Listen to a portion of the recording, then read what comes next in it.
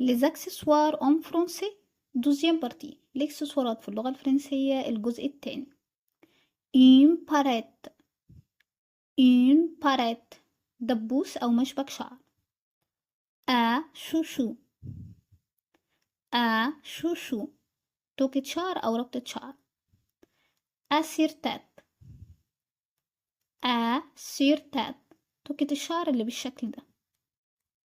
un sac à main sac à main شنطة يد. un sac à dos un sac à dos شنطة ظهر. un sac de plage sac de plage شنطة الشاطئ.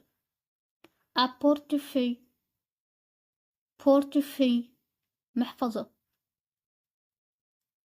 un porte-monnaie un porte-monnaie. والفرق بين المحفظة والبورتموني إن المحفظة بتبقى كبيرة شوية، ممكن أحط فيها الفلوس، أحط فيها البطايق بتاعتي اللي هي البطاقة الشخصية، أحط فيها الفيزا، الحاجات اللي زي دي الكروت بتاعتي.